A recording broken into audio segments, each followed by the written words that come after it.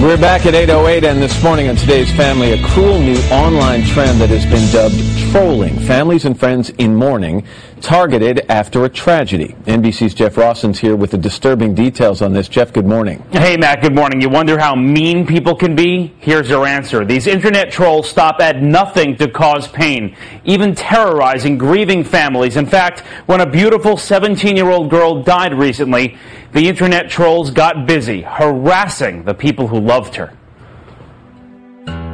She's a soccer star, a lacrosse star, and a best friend to everyone.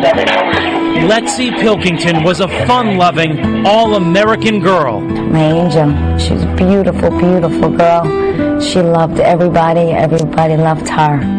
But last week, Lexi's parents found her, lifeless. After a year of therapy, Lexi hanged herself inside her own bedroom. There was no suicide note, no explanation at all. When you get killed in a car accident, you have an answer.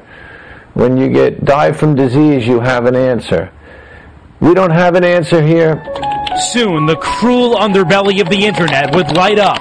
Within hours of Lexi's death, just as her family hit rock bottom, graphic images and offensive chatter about Lexi popped up online. Who died? Some suicidal slut? Hey guys, how's it hanging? The worms crawl in, the worms crawl out. This is how it is to die. You end up looking like apple pie. And it gets worse. Many messages we can't share. It's called trolling. Internet trolls post outrageous comments on message boards, trolling for reaction. And then they said, no, the soccer team made some cuts, and they left the poor girl hanging. Lexi's friends saw the posts. Now they're banding together to fight internet trolling. They're just sick in the head, and they have no hearts. We're still hurting, and it's not going to go away for a while, and this is just adding to the fire.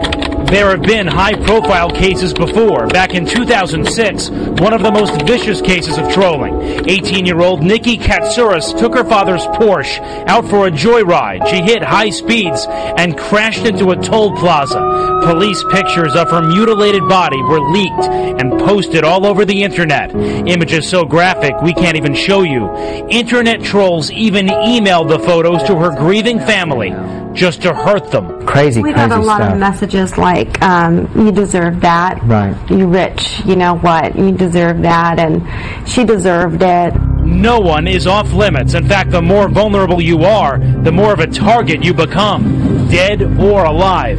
Trolling is definitely a dark side of the net, and it's becoming more widespread because with the more forums there are available for people to post these things anonymously, the more brazen people are becoming. Just this week, another tragic case. Prosecutors say teenagers in Massachusetts bullied 15-year-old Phoebe Prince so much she killed herself. Even after her suicide, her bullies wouldn't stop posting nasty messages on her Facebook memorial page.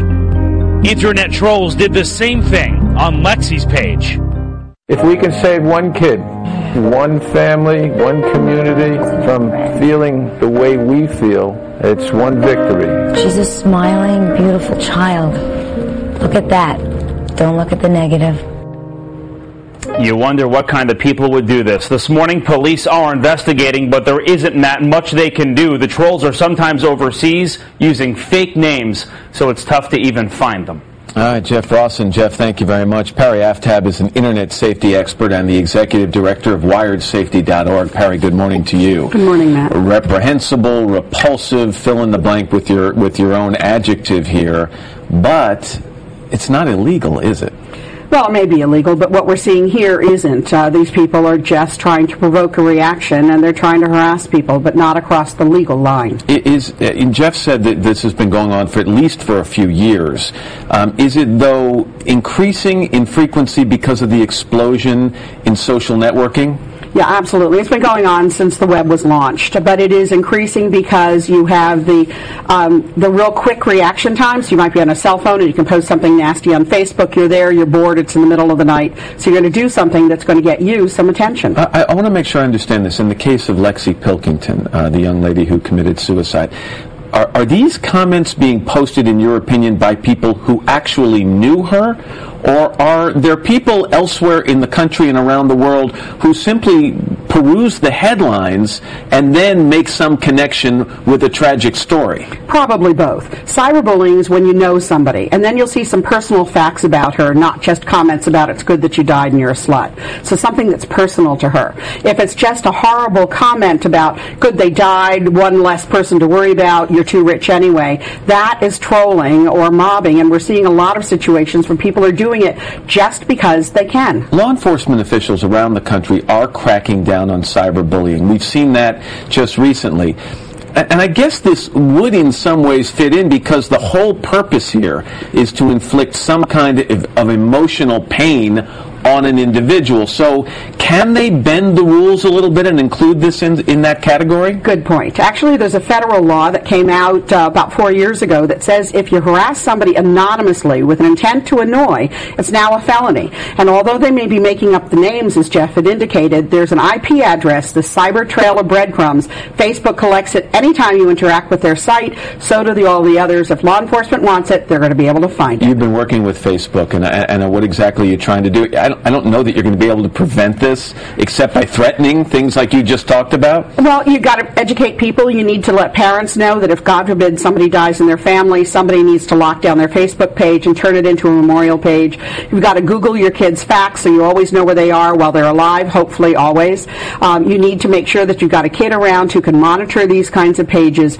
You need to stay on top of it. Get your kid's password. We always say that. Get it, put it in an envelope, don't look at it, sign across it. If you're in control, you can protect your kids, whether they're alive or after their death. It's unbelievable we even have to talk about this. It really and so many times, Matt, and it really comes back to what Facebook is on this. They're spending a lot of time on the memorial pages. They're monitoring these, and they intend to do what they can, both on the education and enforcement side. Perry, thanks very much. I Thank appreciate you, Matt. it. We're back right after this.